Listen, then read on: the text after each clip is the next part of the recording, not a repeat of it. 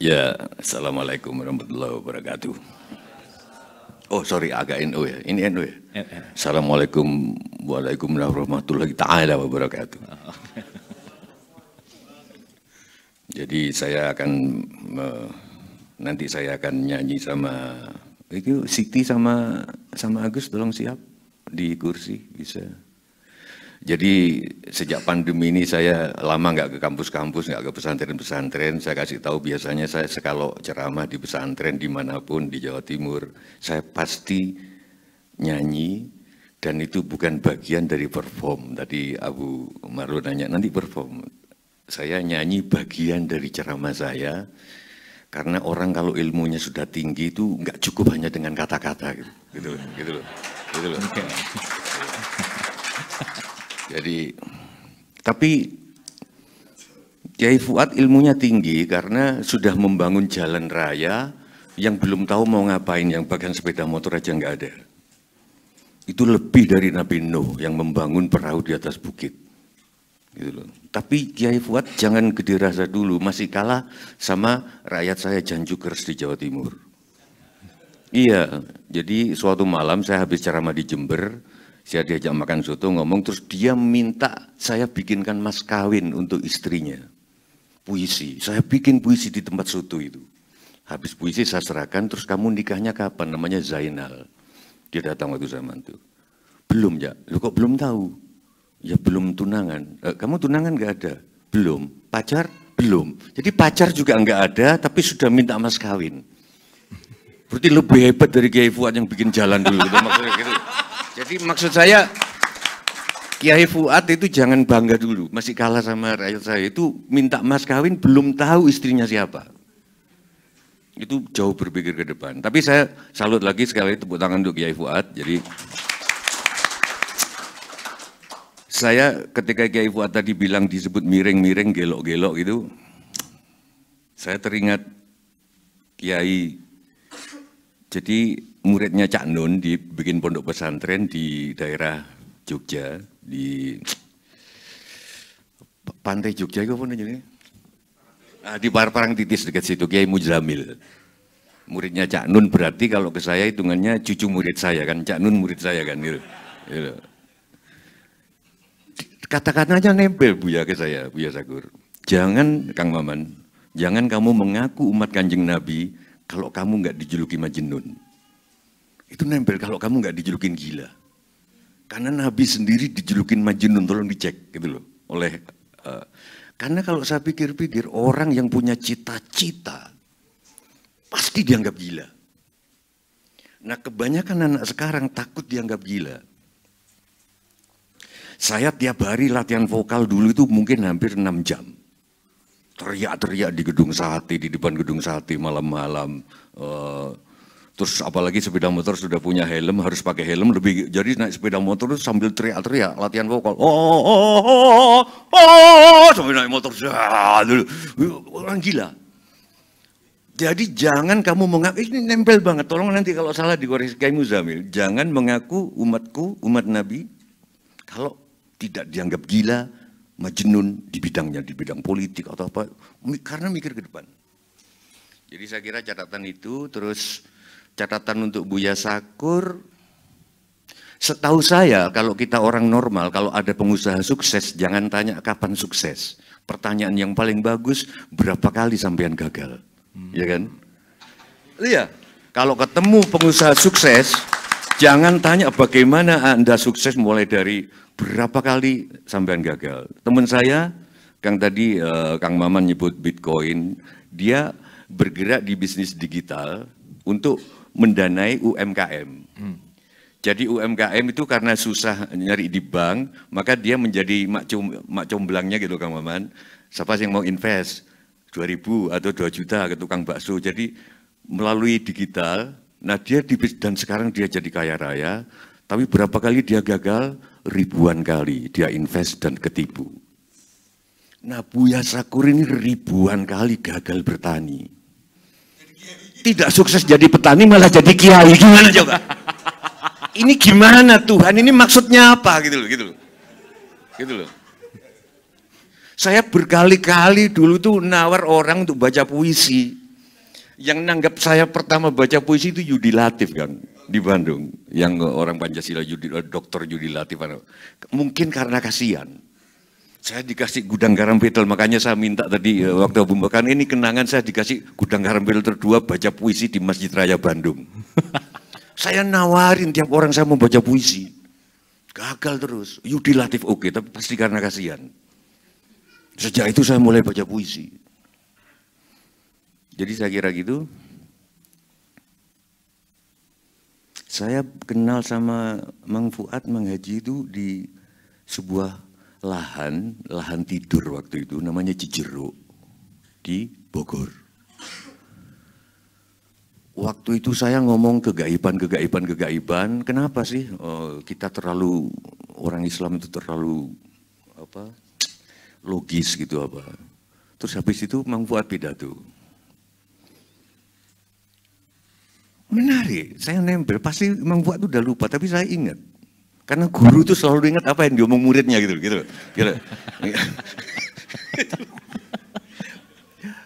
Kiai Fuad ngendiko gini begini. Ya jangan ngaku orang Islam, rukun iman itu yang salah satunya percaya kepada hal gaib. Nah terus beliau mengatakan juga, waktu itu yang pemilik lahan tidur itu pengen mendirikan pesantren. Kiai Fuad bilang, kalau keinginan itu sudah disampaikan dan didoakan oleh 40-an lebih yang hadir, waktu itu memang lebih, akan kejadian itu kira-kira 2 atau 5 tahunan yang lalu. Dan sekarang alhamdulillah di tempat itu telah berdiri pesantren namanya Siti Dumila. Saya termasuk yang ngasuh di situ, nanti saya ngajari gamelan karena saya nggak bisa ngaji. Nah saya, tolong ambilin gitar, Abu Umar, kamu kan masih muda jadi boleh aku suruh-suruh gitu. Mas Agus bisa dicoba gitarnya. Itu mic-nya satu-satu aja, Agus sama, bisa nggak mic-nya masih banyak. Ini mohon maaf sekali kalau misalkan, ya ini nyala nggak? Jadi saya itu biasanya Pak Fuad kalau ke pesantren atau apa, saya datang H-1 untuk melatih paduan suara di tempat itu. Nah kenapa kok ini baru saya minta jam 1 siang tadi, dadakan. Kenapa? Karena saya sudah lama nggak ceramah, nganggur pandemi ini. Terus dikasih job sama Mang Fuad. Gimana? Tuhan kalau guru kan kurang ajar banget kan gitu. Yang ngasih job itu teman sendiri. Biasanya kan lewat manajer saya. Kalau lewat manajer kan segini gitu loh. Gitu loh. Nah kalau Mang Fuad kan saya nggak tahu mau ngasih berapa ini gitu loh. Gitu loh. Nah ketika Mbak Dadan minta berapa Mbak? Gila, presiden masa suruh mikirin itu, nggak usah dimikirin kan? Ini kan pesantren, lu kenapa? Biar Mang Fuad sendiri yang mikir gitu.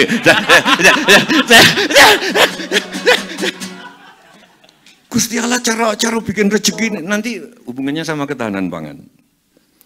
Pas ngobrol bertiga sama Kang Maman, sama Buya Sakur, saya ngomong, saya itu dikasih DP untuk pentas di tempat beliau ini. DP, gitu loh. Bayangin coba.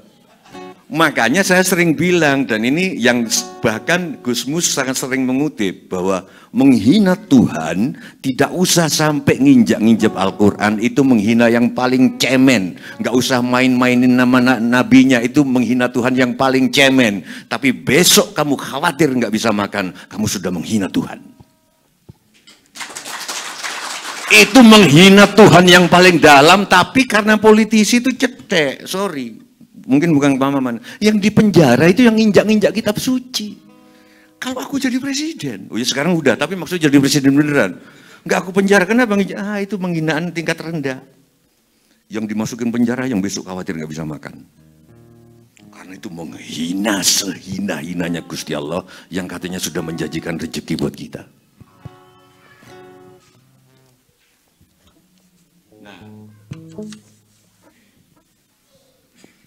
Terus pertama saya datang nah gimana saya mau minta honor coba? Setiap saya kesini saya dibawain sayur semobil. Kurang ajar nggak gitu loh. Gimana coba? Coba manusia macam apa Suciwo Tejo itu ketika ceramah di sini, terus minta honor, ngarani gitu, ngarani minta. Setiap kali ke sini aku dibawain mulai dari cipluan yang cerenet itu tadi itu, apa itu? Wih, itu istriku sampai muntah-muntah, banyak banget. Menurut sampean masih boleh nggak aku minta honor? Nggak, kira-kira boleh? Nggak boleh. Nah, saya datang pertama, disambut sama musik di saung. Nah, begitu karena saya senang musik, saya ke saung itu nyamperin. Musiknya ya musik-musik itulah. Terus saya goda dengan musik yang saya suka dari filsuf besar Tanah Pasundan, namanya Kiai Haji Hasan Mustafa. Kelahiran Garut, bukunya sekarang diterbitkan oleh Mizan. Kedengaran gitarnya? Cek aing Allah mah batur. Lagunya saya yang bikin, tapi cek aing Allah mah batur, cek batur Allah mah aing. Cek aing Allah mah eta, cek eta Allah mah aing. Cek aing Allah mah saha, cek saha Allah mah aing. Kiai Haji Fuad seneng, tapi dadan. Mas ini terlalu tasawuf mas ini loh, bahaya ini mas gitu loh. Loh nggak bisa, kan terakhir cek saha Allah mah aing, ada gitunya kan. Cek aing Allah mah eta, cek eta Allah ma aing, cek aing Allah ma eta batur, cek batur Allah ma aing, cek aing Allah ma saha, cek saha Allah ma aing. Aku bawakan ini di IAIN, di Parepare, di Jambi, di pesantren-pesantren Jawa Timur, lagu sudah semua nyanyi. Di sini nggak akan saya bawakan karena saya takut dimarahi Bang Dadan. Jadi saya akan nyanyi ini aja.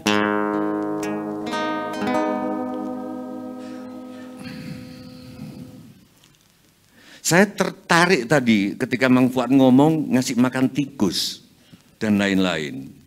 Saya usul suatu hari pesantren Al-Ittifaq ini ngundang Tri Utami. Dia ngerti doa-doa tanah Sunda, mulai dari Ciamis, doa-doa asli orang Sunda ketika panen dan ketika tanam, Kang Maman. Jadi ketika tanam, doa orang dulu itu, orang Sunda wiwitan itu, bukan ya Tuhan, tumbuhkanlah padi ini setelah membakar dupa dan kemenyan itu, jauhkanlah dari hama. Ternyata enggak. Coba suatu hari undang Tri Utami deh sama Irawan. Doanya ternyata ya Tuhan di bahasa Indonesianya, aku mau tanam padi, kalau ular mau makan monggo. Orang mau makan monggo tapi tolong kami bagiin. Ternyata katanya tanahnya subur tanpa perlu pestisida. Saya akan membawakan lagu dari kakaknya R.A. Kartini, yaitu KRM Sosro Kartono. Nasibnya laki-laki ya, selalu perempuan yang lebih terkenal. Dan perempuan selalu benar. Nggak curhat gitu loh. Wong kalau ditanya siapa yang paling masuk surga di antara 5 orang ini, aku bilang kayaknya saya. Kenapa? Aku kalau dimarah istri diem aja. Ya, gitu.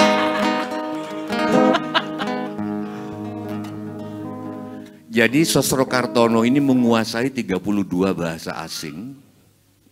Pernah jadi wartawan perang dunia di Eropa, wartawan perang dunia 1, pernah menjadi gurunya Soekarno, pernah menjadi tabib dengan air putih yang dibacain Al-Quran di Bandung. Lagunya begini.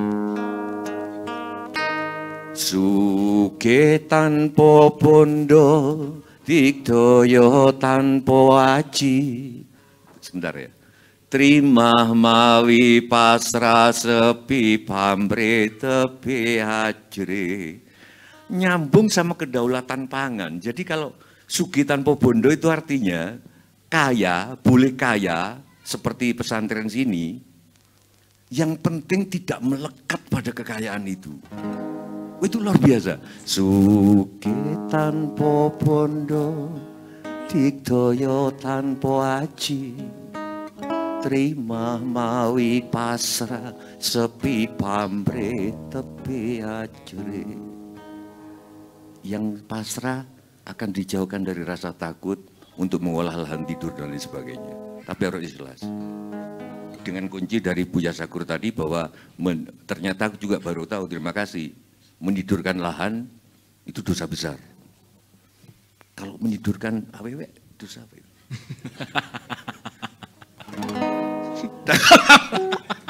Dan terakhir, langgeng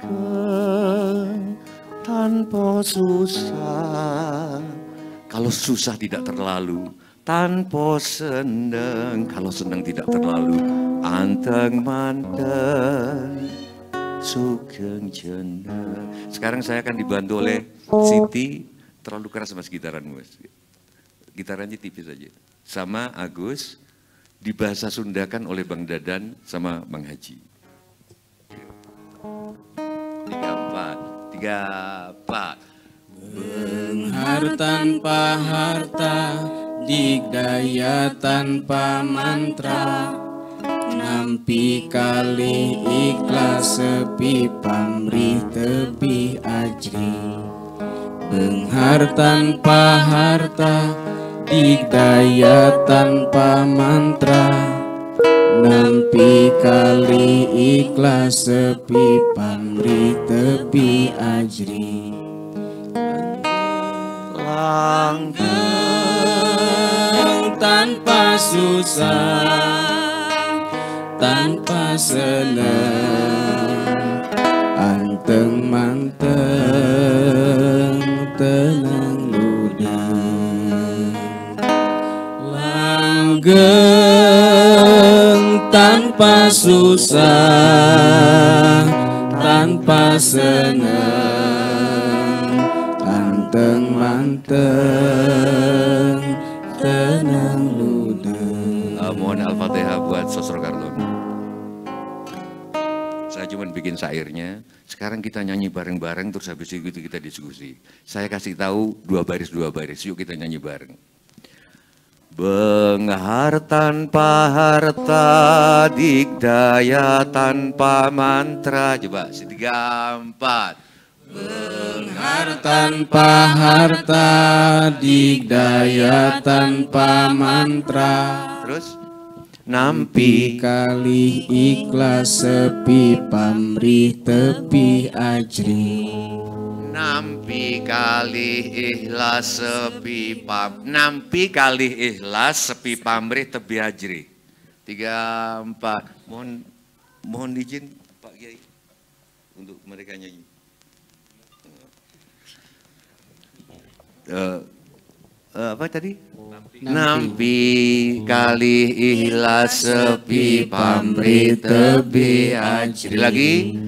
Nampi kali ikhlas sepi pamrih tepi ajri. Kita awali dari benghar tanpa harta, digdaya tanpa mantra. Yuk dari situ ya. Tepuk tangan semuanya dulu untuk kita semua.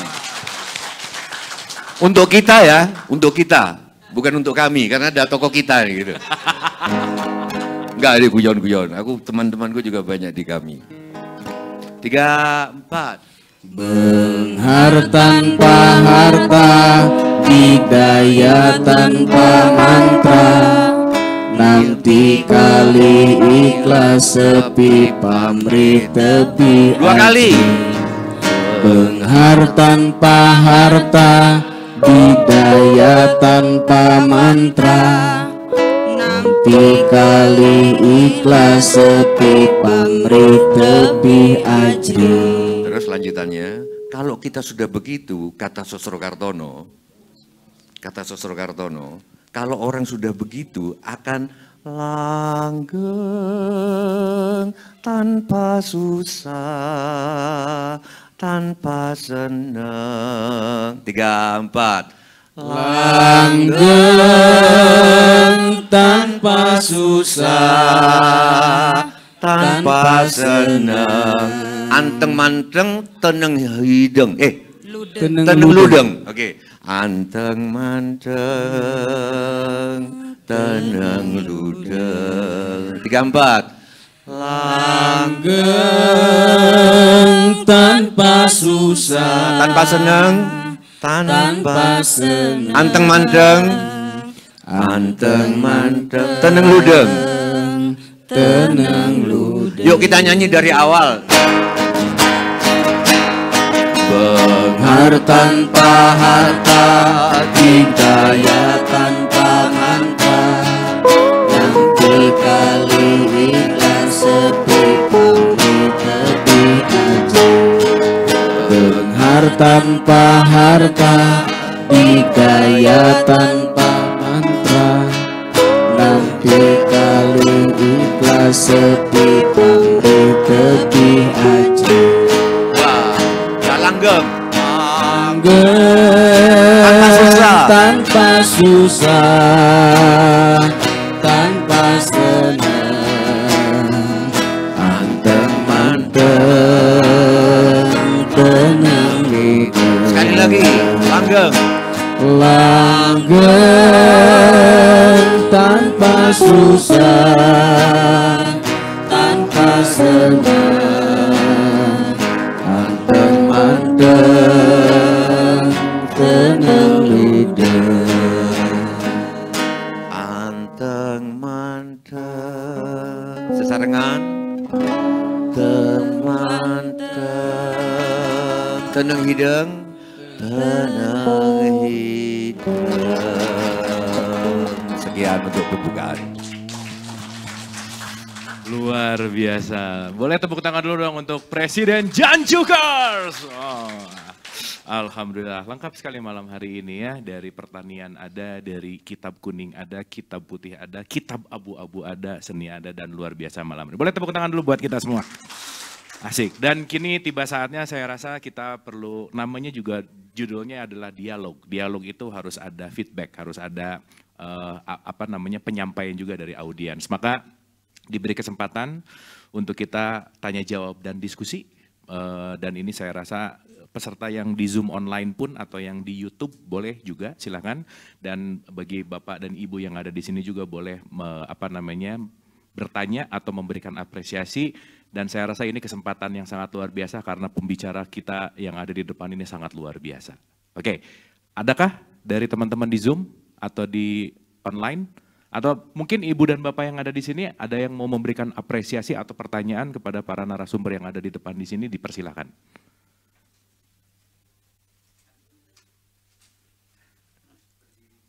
Iya, nanti boleh berdiri di sini kalau mau bertanya. Silakan. Habib Cinta, oh oke. Nah ini sahabat kita semua nih ya, Habib Cinta nih, Syekh Al-Kaf. Oke, boleh langsung terhubung dengan Habib Cinta. Silakan Bib. Boleh di-unmute. Halo Bib. Apakah sudah terdengar? Sebentar, ini saya... Ya, halo. Oke, suaranya udah oke banget nih. Oke Bib, apa kabar Ya, Bib? sehat. Alhamdulillah, sehat. Sehat ya Bib ya? Alhamdulillah, sehat, antum sehat. Alhamdulillahirrabbilalamin. Oke Bib, Iya. kita selalu menunggu apresiasi dari Habib Cinta ini. Silakan. Oke, saya ingin memberi tanggapan sedikit dan kemudian melontarkan satu pertanyaan. Singkat saja, tema yang menarik ketika pesantren diminta untuk memberikan kontribusi terutama di bidang pangan, ya, kaitannya tadi masalah pertanian dan lain sebagainya.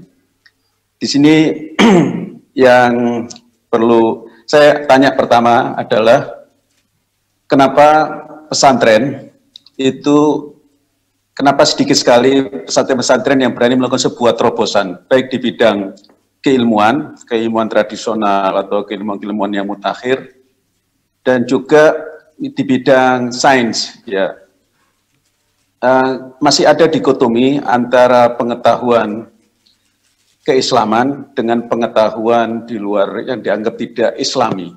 Itu masih kental sehingga pesantren-pesantren kelihatan mandek dan berhenti di tempat. Apa yang dilakukan oleh pesantren Al-Tifak, ya, yang dilakukan oleh, yang dimotori oleh Kiai Fuad itu luar biasa, merupakan sebuah terobosan yang menunjukkan sebetulnya pesantren bisa berkiprah lebih luas lagi. Nah, bagaimana mendorong pesantren punya greget yang sama, punya sebuah visi yang pesantren yang visioner lah. Kenapa kiai-kiai sedikit sekali kiai-kiai yang punya jangkauan itu tadi mampu mempunyai pandangan yang visioner ya, pandangan yang jauh. Kenapa itu alasannya? Kenapa saya ingin dengar dari berbagai narasumber yang di sini. Artinya kenapa reformasi di bidang pesantren baik di bidang kurikulum itu dan hal-hal yang lain itu sedikit sekali. Itu saya ingin dengar dari yang lain-lain. Yang kedua, tanggapan saya bahwa ada satu ayat Al-Quran yang menarik, yaitu ayat, kalau nggak salah dalam surat Al-Abasa itu, "Falyanzuril insan ila ta'amih." Ini luar biasa, Al-Quran memberi sebuah perhatian kepada masalah makanan, masalah nutrisi. Ya, adalah manusia memperhatikan makanannya. Berbagai persoalan ini yang ada, termasuk bangsa kita, centang perenang yang ada ini, berbagai masalah ini, salah satunya karena kita mendapatkan nutrisi yang kurang berkah. Ya, sedikit sekali orang-orang yang gila kita temukan sekarang, gila yang berkah ya, yang tadi disyaratkan oleh Kang Tejo ya. Ya banyak orang yang sebetulnya menganggap dirinya waras, tapi pada saat yang sama mungkin dia gila yang sesungguhnya. Tetapi orang gila yang berkah ini yang sebetulnya orang gila yang berani melakukan sebuah terobosan, orang gila yang memandang yang jauh. Lah, makanan ini menjadi penting, saya bisa bayangkan kalau kemudian misalnya orang seperti Kiai Fuad, orang seperti Buya Sakur, dia mendidik petani-petani sebelum menanam, diberitahu bagaimana menanam misalnya dengan membaca tasbih, membaca sholawat, dan ketika dia melakukan sebuah proses pertanian dari awal sampai akhir, dari dia menebar benih dan seterusnya, itu tawakal kepada Allah dan tidak melihat peran dirinya, antum tazra'unahu am nahnu zari'un, hakikat yang menanam, yang menumbuhkan, itu semua Allah Subhanahu wa Ta'ala, dan betul-betul melakukan sebuah proses penanaman dengan menggunakan bahan-bahan yang bisa dipertanggungjawabkan secara medis, karena yang dimakan ini untuk manusia. Manusia itu makhluk Allah yang paling mulia. Kalau dilakukan dengan semangat tauhid seperti ini, maka makanan yang diminum, makanan yang kita makan, ya, padi yang kita makan akan berkah kalau dengan proses seperti ini, dan itu berpengaruh dalam kecerdasan kita, dalam ibadah kita. Saya yakin bahwa selama ini kita tidak khusyuk dalam ibadah, itu karena mungkin makanan kita, asupan yang kita terima ini kurang sehat, ditanam dengan orang-orang yang kurang bertauhid barangkali. Nah, saya minta tanggapan dari kepada teman-teman. Itu saja, luar biasa acaranya. Semangat terus, salam saya dari jauh, terutama buat narasumber dan Kang Abu Marlu. Sukses, terima kasih. Thank you, Bib. Boleh tepuk tangan untuk Syekh Al-Kaf, luar biasa. Baik, karena mungkin ini sambil menunggu pertanyaan berikutnya, mungkin kita langsung respon. Jadi mungkin kalau saya tangkap tadi ada 2 poin penting, kenapa pesantren itu sulit melakukan terobosan sedikit menuju science gitu misalkan, karena masih ada dikotomi antara keilmuan umum dan keislaman, dan mungkin tadi bagaimana menumbuhkan kesadaran menanam nutrisi dengan kesadaran tauhid. Mungkin yang pertama mohon direspon oleh Kiai Haji Fuad Afandi. Mangga Bapak. Maaf tim, ini mic-nya habis baterai, sorry. Boleh ditukar dulu. Oke. Ya.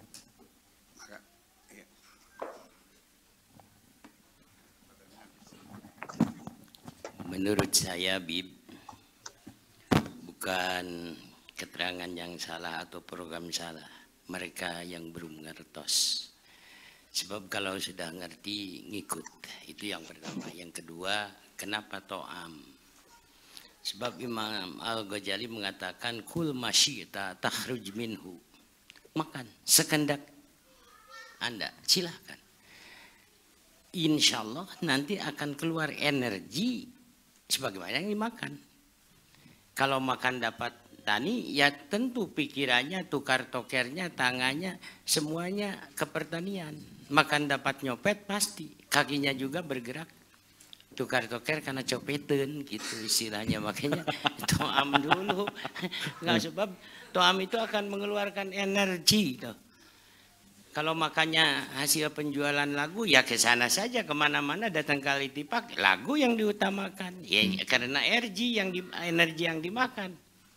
Menggerakkan kakinya, itu ya. Lantas menurut paham saya ini salah penerapan, salah penafsiran. Jadi manusia itu wajib berilmu tapi tidak ada gunanya ilmu kalau tidak beramal. Amal pun kosong kalau tidak ikhlas, ikhlas pun tidak ada faidahnya kalau tidak haub. Nah, menerapkan haub ini salah. Haubnya bukan haub siksa Allah. Wedi ing siksane Allah. Tapi wedi miskin, wedi sengsara, wedi gagal. Yang dipikirnya bukan wedi atas adab Allah, atas laknat Allah, bebendu Allah. Wedi gagal, wedi salah. Tuh. Makanya saya masih ingat kata-kata terakhir dari Gus Dur, ya Fuad, kalau punya cita-cita jangan terhalang dengan fakta yang nyata. Teruskan. Gitu. Jadi pokoknya pola pikir, makanya saya mengharap setiap pesantren ingat riwayat Nabi Adam setelah didatangkan dari surga diusir ke dunia. Lapar Nabi Adam itu. Jibril lapar, sabar Adam. Ini bukan surga, ini dunia gitu. Sabar. Datang Jibril malah bawa sapi 2. Jibril mau makan, ngerti saya juga. Makanya pegang nih sapi. Bolak-balik sampai luluh itu bumi. Baru ditanam. Jibril datang bawa nampan. Nah ini namanya padi. Ini jagung, ini gandum. Oh tabur. Kapan makannya? Sebentar saja. Ini bukan surga. Nah ini penerapan ini malah kena sama pesantren-pesantren maunya simsalabin. Jelas. Ini nggak bisa, ini dunia bukan surga. Kalau nanti udah masuk surga ingat daging burung udah matang bukan burungnya. Sekarang lapar, dibawain sapi, dibawain nampan, bibit-bibitan. Harus ada proses. Itu jengkelan mengajukan proposal, padahal proposal udah di DPR udah numpuk belum kebaca semua juga. Ini malah marah-marah. Ini kesalahan kita. Tidak ada kesabaran, tidak sadar bahwa ini dunia harus melalui proses segala sesuatu juga. Jadi saya malah tahu hijrah pindah dari kebiasaan mengganti ke kebiasaan itu harus jeda waktu 4 tahun, nggak bisa. Saya tulis kebiasaan petani di sini begini. Saya rubah supaya meninggalkan kebiasaan itu. Ditanamkan rasa kasih sayang dari mulai nanam sampai mupuk, ngobat sampai tidak ada uang untuk jajan anak-anak karena dipakai ngasihani tanaman. Kenapa? Wis panen malah ditaruh di karung, ditindih sampai pasar. Jadi apa kira-kira tanaman? Nah, mau merubah gitu saja 4 tahun lamanya. Balik lagi. Makanya di sini peran pesantren sabar. Insya Allah al-qasda tablugu. Bukan program kita yang salah. Mereka belum ngertos. Itu yang kedua. Yang ketiga, disinilah akan kelihatan mahalnya hidayah. Makanya kita bersyukur, alhamdulillah. Laisa 'alaika hudahum walakinnallaha yahdi may yasha. Innaka la tahdi man ahbabta walakinnallaha yahdi may yasha. Kalau wis teko pertolongan Allah, hidayah dari Allah, Masya Allah. Mahal ini. Jangankan kepada Fuad, nggak ada apa-apanya. Kepada beliau, Nabi Agung, paling mulia, dunia dan akhirat. Innaka la tahdi. Kau Muhammad tidak ada kewenangan untuk memberikan hidayah. Nah, kalau sadar ke sana insya Allah. Lambat laun insya Allah. Dan salah pengertiannya mana? Malah lama saya dikatakan tuh, Mas Tejo, jangan nyantren ke Alitipak, kiainya hubudunya. Makanya saya sering ngomong, apa haram kalau kiai punya Alphard? Enggak. Yang namanya kiai jangankan punya Alphard, punya istri lagi juga boleh, Kang Maman. Kiai mah. Gitu. Jadi saya mohon dengan sangat diadakannya dialog ini biar para kiai bersabarlah membina umat Rasulullah SAW. Kita tidak diwarisi kebun korma dan anak unta, tapi kita diwarisi umat. Mari kita bareng-bareng mensejahterakan, memerdekakan perekonomian umat. Insya Allah kapan-kapan kita ketemu dengan Rasulullah SAW akan ditanya, bagaimana urusan kamu terhadap umat. Nah ini, makanya tepat banget kalau perekonomian ini, to'am ini, cobalah pondok pesantren menjadi soko guru, menjadi uswah hasanah. Itu. Makanya Habib Cinta pasti kaget, kenapa orang-orang ini sulit diatur. Gitu. Lihat makannya apa. Sebab dari makanan itu kata Imam Al-Ghazali akan mengeluarkan energi. Itu. Mudah-mudahan energi yang dikeluarkan oleh anggota kita ini ke arah yang benar di mata Allah Subhanahu wa taala. Begitulah. Baik, boleh tepuk tangan dulu dong. Ini luar biasa sekali ya. Dan saya rasa perlu dilengkapi oleh Buya Syakur. Mangga Buya. Untuk bisa dilengkapi. Ya. Saya dari sejak awal sudah mengatakan bahwa yang wajib beragama itu hanya manusia. Nggak ada ilmu beragama itu. Termasuk negara juga nggak wajib beragama kok. Yang wajib beragama manusia. Ya, manusia yang melolanya orang Islam, negara mah tidak beragama. Sebab nggak ada negara masuk neraka. Jadi artinya perlu kita waspadai bahwa yang dimaksud dengan ilmu-ilmu agama itu adalah ilmu-ilmu pengetahuan yang dikaji, yang diteliti, yang dieksperimenkan oleh orang-orang yang beragama Islam. Itu namanya peradaban Islam, bukan ilmu agama. Saya kira kalau Imam Ghazali masih hidup, akan saya datangi rumahnya, mempertanggungjawabkan kitabnya Ihya Ulumuddin, menghidupkan ilmu-ilmu agama. Dari situ anggap dikiranya ada ilmu agama, ilmu umum. Ilmu ya nggak ada agama, nggak ada umum. Coba kita kembali kepada sabda Rasulullah Sallallahu Alaihi Wasallam. Talabul ilmi faridatun ala kulli muslimin wa muslimatin minal mahdi ilal lahdi. Kanjeng Nabi menyuruh sahabatnya mencari ilmu, ya kan begitu? Saya mau nanya, waktu Nabi ngomong begitu, sudah ada ilmu tafsir belum? Sudah ada ilmu Quran belum? Belum. Sudah ada ilmu tajwid belum? Belum. Sudah ada qiraatus sabah belum? Sudah ada fikih belum?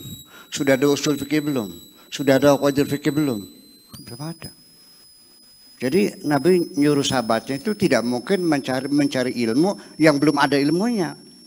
Yang dicari yang sudah ada, ilmu pertanian, ilmu bikin kapal, ilmu bikin senjata, dan sebagainya. Itu yang dipelajari. Makanya para sahabat itu ya, orang-orang Arab setelah mendengar perintah Rasulullah belajar, ya mereka pergi mesantren. Mesantren kemana? Ke Mesir, belajar bikin kertas, ke Yunani, belajar filsafat. Nggak ada para sahabat yang datang ke pesantren Al-Ittifaq tuh. Belum ada waktu itu. Nggak ada sahabat Nabi yang belajar cadang pinggan. Belum ada pesantren. Sekolah juga belum ada. Nabi nggak sekolah kok. Jadi hendaknya kita pahami bahwa ilmu itu satu kesatuan. Ilmu itu adalah produk manusia, hasil bereksperimen atau berupa hipotesa-hipotesa yang sifatnya hanya menyusun premis-premis lalu konklusi. Dan itu yang semacam itu namanya paradigma-paradigma yang non-eksperimentalis. Tapi ketika diuji coba berulang-ulang dengan hasil yang sama lalu dibuat kaidah umum, itu namanya paradigma yang eksperimentalis. Jadi kalau sudah eksperimentalis nggak percaya juga, terlalu gobloknya, kan begitu persoalannya. Nah jadi mungkin saya setuju kalau ada ilmu dunia, ilmu akhirat. Tetapi bukan sifat ilmunya, tapi motivasi orang itu mencari ilmu. Ilmu apapun kalau digunakan untuk mencari akhirat ya ilmu akhirat. Kalau ilmunya mencari dunia, apapun ilmunya ya namanya ilmu dunia. Seorang mubalik ketika dipanggil ceramah dia minta DP. 5 juta. Nanti setelah ceramah dilunasi 10 juta, pasang tarif. Sekalipun bunyinya qala ta'ala, karena ada tarifnya, itu namanya ilmu saya dunia. nggak pasang tarif, saya nggak pasang tarif. Nah, iya. Jadi kalau ilmu akhirat mah nggak pasang tarif. Nah, bagaimana sih saya mengajak teman-teman kalau dipanggil ceramah jangan pasang tarif. Saat di Berena, ya saya sering dapat amplop isinya amplop kosong kok. Atau dapat KTP kadang-kadang karena tip panitia itu gugup ngambil amplop yang kosong. Nah, jadi sekalipun yang menyampaikannya qala ta'ala qala Rasulullah ketika pasang tarif ya ilmu dunia. Tetapi seorang dokter, satu dokter saya menyaksikan sendiri namanya Dokter Idris di Jatibarang. Setiap saya datang kalau nanya berapa dok, nggak salah ini obatnya. Saya pikir dia menghargai saya karena kiai digratisin obatnya. Ternyata tidak. Pernah saya masuk situ ada pasien orang perempuan ya kumuh bajunya, setelah dikasih obat terus nanya dok berapa, udah bu, udah nggak usah, tunggu pulang aja mas. Oh jadi ternyata kalau yang miskin digratisin. Sekalipun di sekolahnya kedokteran itu ilmu akhirat. Sekalipun belajarannya ilmu Al-Quran hadis, tapi karena pasang tarif itu ilmu dunia. Itu saja kira-kira. Terima kasih. Oke, luar biasa, luar biasa. Mungkin kita minta sedikit pandangan dari Kang Maman nih tentang tadi karena berbicara tentang Yuval Noah Harari gitu ya. Yuval Noah Harari itu kan ke depan sekali gitu. Poin pentingnya adalah bagaimana dikotomi antara ilmu agama dan sains gitu. Mangga Kang Maman. Oke, terima kasih Abu Marlo. Nah, Bapak Ibu sekalian, pesantren itu punya prinsip kaifa nataqaddam duna natakhala anit turas. Bagaimana pesantren selalu maju berkompetisi tanpa meninggalkan at-turas. Tradisi kita itu tradisi Islam, Ahlus Sunnah wal Jamaah, yang tentu di dalamnya Al-Quran, hadis, ijma, dan qiyas. Nah, kita melihat bahwa ketika kita membaca Al-Quran, membaca hadis, membaca at-turas yang lain, kita terpaku kepada dua konsep hubungan. Pertama, hablum minallah, yang kedua, hablum minan nas. Al-Imran 112, Duribat alaihimudillatu aina mathukifu illa bihabli minallah wa habli minan nas. Padahal, kalau kita mengacu kepada keseluruhan jumlah ayat Al-Quran, yang dengan mudah kita menyebutkannya 6.666, itu sebenarnya hafalan aja, jumlahnya tidak sekian. Nah kita melihat ayat tentang hukum itu hanya 500. Ayat tentang hubungan dengan manusia itu sekitar 1000-an. Artinya sisanya hampir 70% atau malah 80% adalah ayat tentang hablum minal alam. Hubungan dengan alam, hubungan dengan lingkungan. Nah ini yang tidak dielaborasi oleh masyarakat pesantren dan itu dimulai dari Kiai Fuad Afandi. Hablum minal alam inilah yang sebenarnya membuat kita ada keterpisahan antara sains dan juga agama. Itu yang dikatakan oleh Albert Einstein, di mana orang yang beragama tanpa ilmu pengetahuan, dia akan selalu lumpuh. Tidak bisa bersaing, tidak bisa bertarung. Tetapi sebaliknya orang yang berpengetahuan, without religion, tanpa agama, dia akan buta. Muncullah nuklir, muncullah hari ini persaingan vaksin, muncullah hari ini berita hoax, dan lain sebagainya. Maka kata Albert Einstein, dua-duanya harus dipakai antara science of and religion. Seperti itu. Dan itu yang disebut dengan spiritualitas. Nah, kita hari ini menyembah agama, bukan menyembah Allah. Kita hari ini percaya kepada institusi, kepada figur orang, bukan kepada values. Dan itu yang membuat beberapa pesantren akhirnya tidak bisa melakukan adaptasi perubahan yang cepat dalam kehidupan seperti ini. Itu problem pertama menurut saya. Kita hanya terpaku kepada hablum minallah, hablum minan nas, tapi gagal untuk membaca hablum minal alam. Bahkan hablum minallah pun hari ini sudah tidak menjadi hablum minan nas. Ada orang yang merasa dekat banget sama Tuhan tapi jauh dengan tetangga. Ada orang yang bolak-balik naik haji tapi korupsi. Ada orang yang berkali-kali dia fasih membaca sholawat tetapi fasih melaknat orang lain.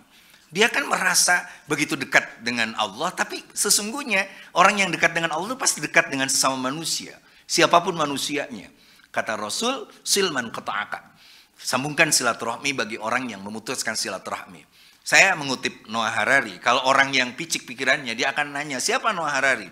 Dia Yahudi, dia homo, dan lain sebagainya. Ngapain pendapat Yahudi? Ngapain pendapat homo, dan sebagainya. Kalau saya belajar itu dari mana saja. Khudil hikmah min ayyi wi'ain kharajat. Dari manapun. Nah, orang Islam tiba-tiba selalu bertanya siapa dulu. Dari siapa dulu, bukan apa dulu. Padahal ambil aja dulu, belajar bagaimana. Misalnya hari ini kita tidak bisa. Apakah kita hari ini tidak mau memakai media sosial?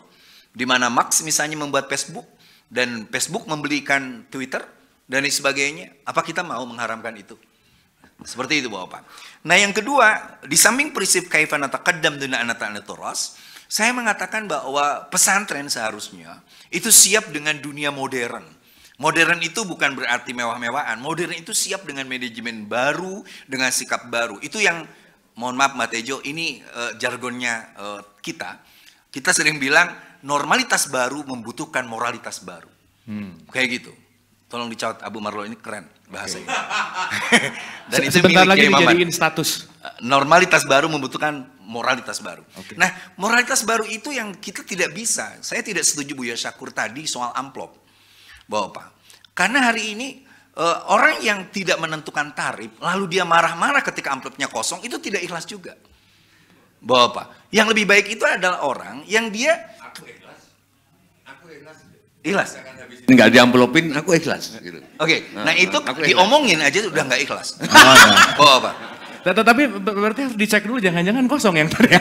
Saya pernah memimpin ketua lembaga dakwah pengurus besar Nahdlatul Ulama. Saya bilang manajemen modern seorang dai itu harus bisa memenuhi keinginan publik. Publik pingin apa? Saya bilang tadi di ceramah tadi di atas itu, ketika saya ke Eropa, maka temanya itu tidak ada tema tentang fadilah raja, fadilah muharam dan sebagainya. Yang ada tentang perubahan iklim, yang ada tentang ketersesakan, yang ada tentang krisis air, yang ada tentang bagaimana polusi dan lain sebagainya. Ada nggak Al-Qur'annya? Maka belajarlah saya dari Buya Syakur tentang itu semua. Yang kedua, ketika saya ditawari, Kemaman kalau Anda ke luar negeri berapa? Saya cek berapa harga tiket, berapa saya di hotel, dan sebagainya. Setelah itu saya ikhlas banget. Ini dalam keadaan kita mobil sudah perlu bensin, tiba-tiba ban sudah tipis. Tiba-tiba ikhlas. Ban tiba-tiba meletus, berapa dakwah kita yang terbengkalai gara-gara ikhlas yang salah. Bapak, menurut saya terima aja. Yang harus ikhlas itu adalah kiainya, tetapi pemberinya itu tidak boleh ikhlas, harus besar. Semakin besar semakin ikhlas. Itu yang penting. Dan itu ada di bukunya Jalaluddin Rahmat, Bu. Jadi menurut saya Bapak, tolong manajemen modern. Ini baru DP-nya loh. Bapak, manajemen modern itu saya lihat kenapa saya Bentar. Saya mau menunjukkan ciri laki-laki yang baik. Ini nggak akan saya buka kecuali yang buka istri saya. Pokoknya kalau kelihatan kecil ke istri, kalau Bapak, kalau Mas Tejo itu dijamin lah tidak akan dimarahi sama Allah di akhirat karena dia begitu tersiksa di alam dunia sama istrinya. Nah, yang terakhir, kenapa saya senang kepada Yai Fuad di sini, kepada Buya Syakur? Buya itu memberikan kita alternatif pemikiran yang moderat, yang visioner, yang betul-betul membuka wawasan. Saya tulis di status Facebook saya hari ini. Satu. Yang kedua, Kiai Fuad itu kalau ngomong agama, itu bukan ngomong soal berkah, tapi ngomong, iya sayur, ngarah jadi grade hiji, maka cara ngelolana kudu modern. Petanina kudu diberi harga nu cukup. Sehingga kontinuitas dan kualitas, itu yang jaminan, itu manajemen modern. Jangan ngomong ikhlas dan barokah kalau kita tidak berkualitas. Tunjukkan kualitasmu, maka kualitas itu akan menentukan hargamu. Oke. Terima kasih. Oke. Normalitas baru perlu moralitas baru. Nah, itu tolong diingat baik-baik. Oke, kalau gitu Mbah, sebagai presiden bagaimana menyikapi atau menanggapi ini semua? Tes Ya, ke Bang Haji. Jadi ngubah kebiasaan 4 tahun, luar biasa. Saya sekarang umur 58 tahun dan baru tahu bahwa cara gosok gigi saya salah itu baru 10 tahun yang lalu. Ketika dikasih tahu Bu dokter. Aku kalau dikasih tahu perempuan pasti nurut. Gitu. Jadi selama ini saya nggak 45 derajat. Itu tegak lurus. si sikat gigi ini. Yang benar 40 derajat, dan yang betul itu bukan sek-sek ini, tapi seret disekrok gitu loh. Seret. Gitu. Pertanyaan besar saya untuk Mang Fuad, kalau masih ada dialog nanti, dan untuk kebiasaan-kebiasaan yang lain, di politik, di lalu lintas, bagaimana kebiasaan itu akan kita ubah kalau orang itu nggak sadar pada kebiasaannya. Namanya kebiasaan itu nggak sadar. Orang kalau mau matiin mobil, saya baru 3 tahun yang lalu matiin mobil tanpa gas dulu. Karena dari kecil biasa baru matiin. Ternyata itu malah bikin kotor ke karburator. Yang ngasih tahu anak mesin. Untung kalau saya sadar bahwa kalau saya nggak sadar, saya nggak gitu, kalau matiin nggak gitu, kayak perempuan kalau dikasih tahu kan gitu kan, enggak gitu. Pokoknya, oh ya, mumpung saya ingat, ini Gusmus pernah ngasih tahu ke saya, ini salahin, murid saya itu. Muridnya ada berapa, Mbak? Ada 2. Ada 2. Boleh disebutin? Cak Nun sama Gusmus. Oke. Jadi kalau Mang Fuad muridnya banyak gini, itu aku kagum. Karena murid saya cuma 2, Cak Nun sama Gusmus. Nanti menyusul Buya Sakur.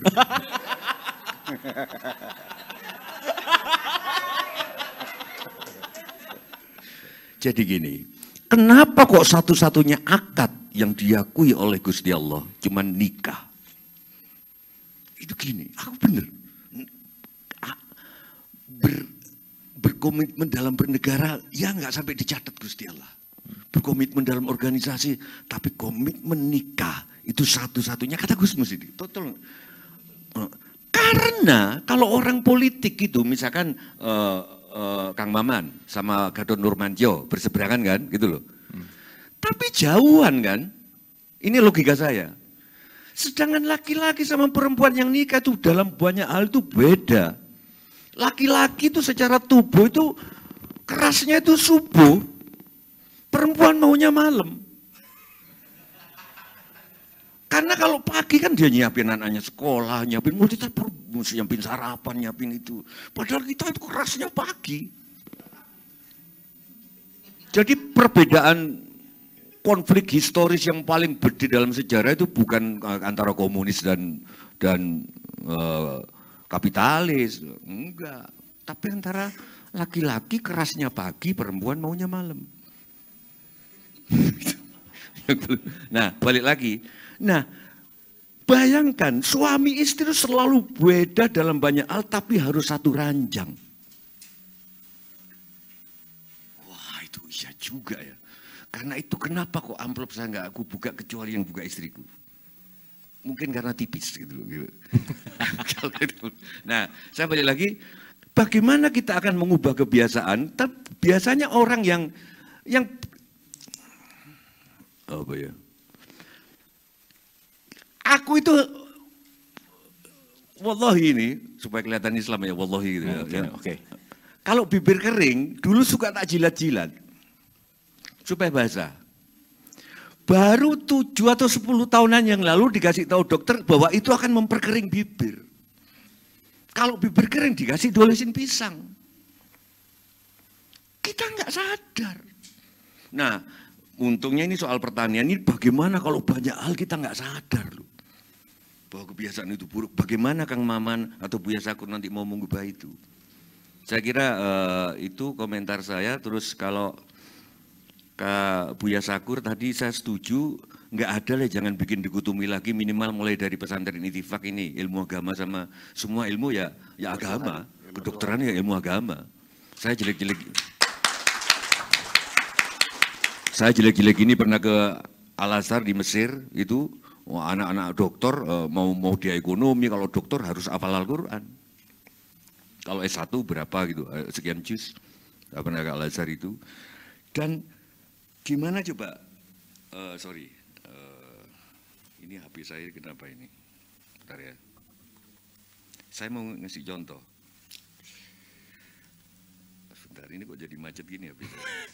Habis baterainya? Enggak. Jadi kira-kira begini. Nah, ini. ini kuno, sangat kuno. Sebelum ada bahasa Jawa, bahasa Sanskrit, itu tertulis di monumen kayak gini. Sang-sangkan paraning syarat sakala diskalat maka kita.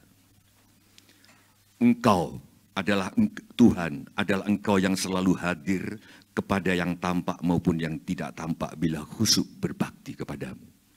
Berbakti ini kan bisa mengolah lahan. Terus, ring ange begi yoga kiteng sakala, Engkau jelas bagi mereka yang tidak melihatmu. Ini nenek moyang kita loh. Katemu tamari kasitan katemu, Engkau yang ditemukan oleh mereka yang tidak mencarimu. Kahidep tapamarika sitan kahidep, Engkau yang tersentuh oleh mereka yang tidak menyentuhmu. Siapa tahu yang menyentuh Tuhan itu justru bukan yang tiap hari baca, tiap hari tapi yang mengolah lahan. Harus ada revolusi itu Mang Fuad kalau menurut saya. Siapa tahu Al-Qur'annya itu ya lahan ini. Ini nendang banget. Engkau adalah yang ditemukan oleh mereka yang tidak mencarimu. Ternyata ilmu pengetahuan ahli saraf itu Riawan mengatakan pada saya, Rio ternyata Hasan. Rio Hasan. Kok Rio enggak teman, Rio Hasan, ya ahli saraf. Dia ulang-alik Jepang Indonesia, bedah saraf. Kalau kebahagiaan itu adalah Tuhan, ternyata di dalam ilmu saraf kedokteran modern, kebahagiaan itu justru ditemukan oleh mereka yang tidak mencari. Just melakoni.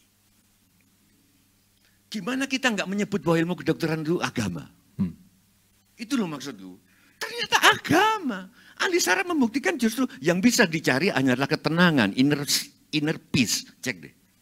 Tapi happiness nggak bisa dicari. Nah sekarang sebagai pengakhir aku tak nyanyi mana supaya soalnya latihannya sudah 2 lagu dan udah. Ini tolong Siti. Problem saya selalu ada di Siti tadi waktu latihan mulai jam 1 siang.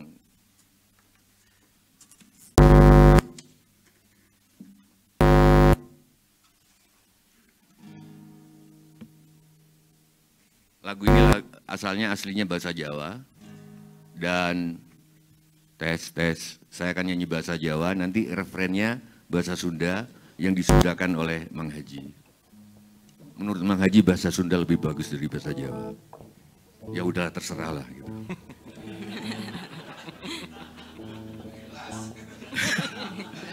Ini lagu tentang orang-orang bertanya, wong takon, wosing tur angkoro, sampai kapan kebiasaan-kebiasaan tak disadari oleh manusia, angkara murka.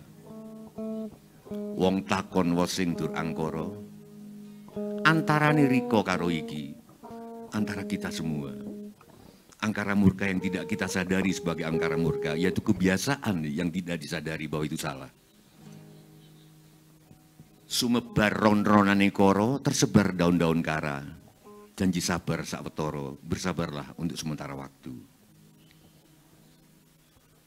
Oh iya, ini ilmiah juga, sorry. Saya itu sudah lama mikir kesalahan pendidikan kita. Bahwa rajin pangkal pandai, hemat pangkal kaya. Saya nggak percaya ini udah lama sejak SMP, serius. Banyak teman saya yang hemat nggak kaya. Banyak orang yang rajin nggak pinter juga. Saya termasuk orang yang sering bolos waktu SMA. Serius.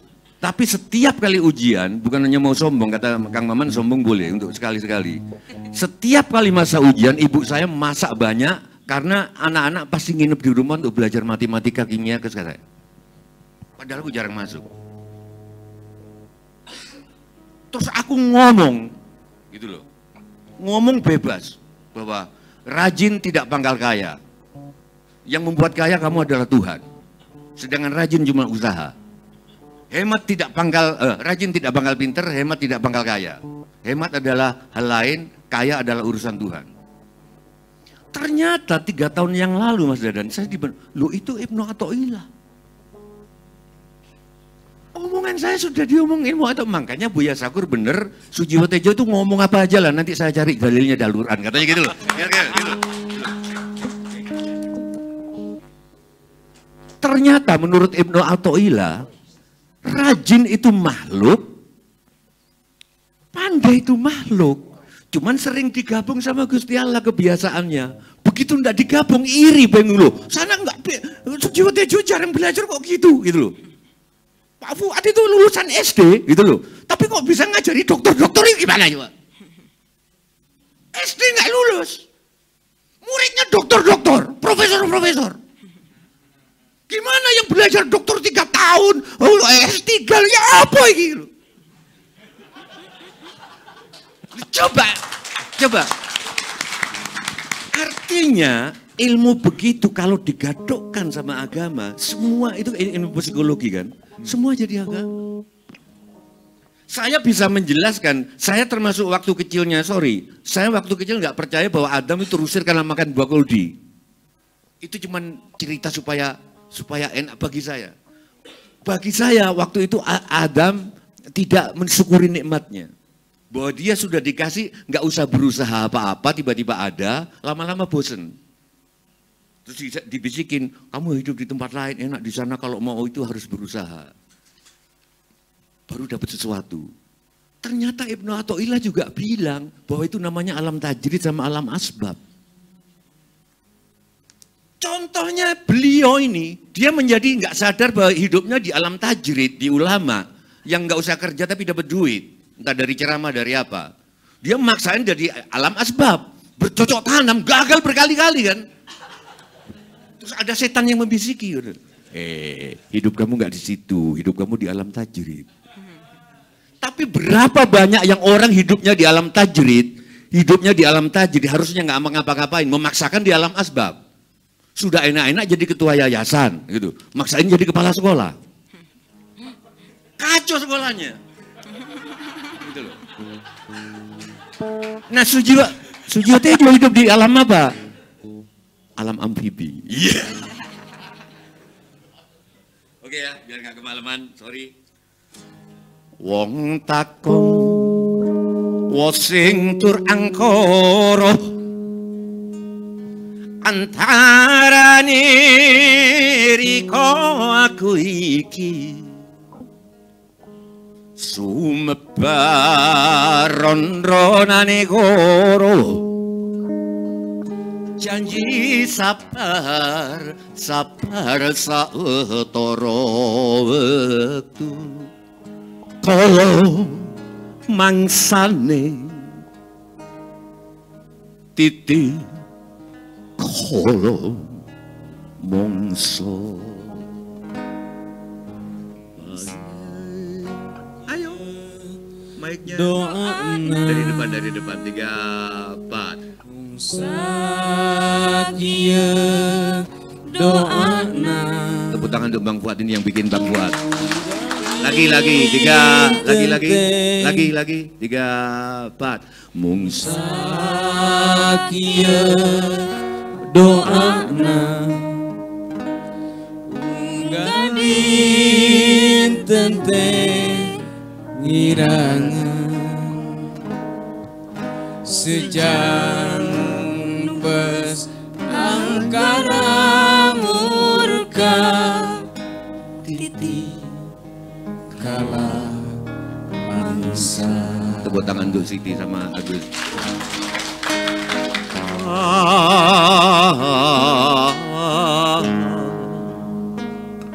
Ya ayyatuhan nafsul mutmainnah irji'i ila rabbiki radiyatan mardiyah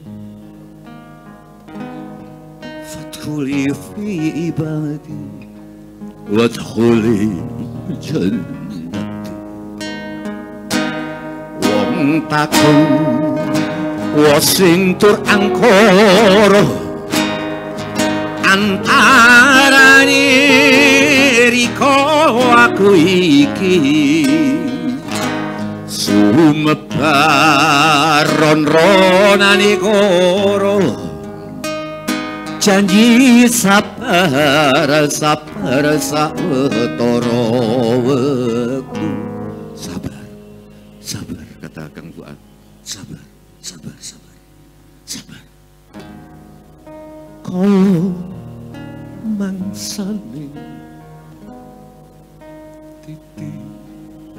kala bangsa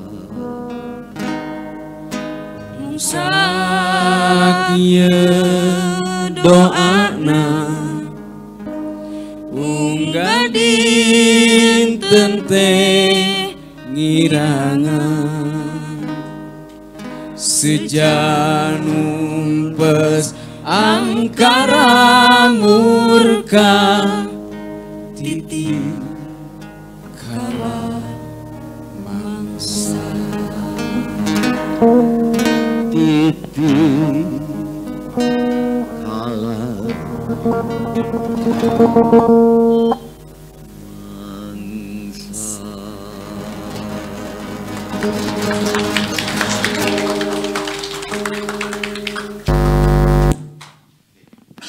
Oke, luar biasa. Sekali lagi boleh tepuk tangan untuk Presiden Jan Jukar Sujiwo Tejo.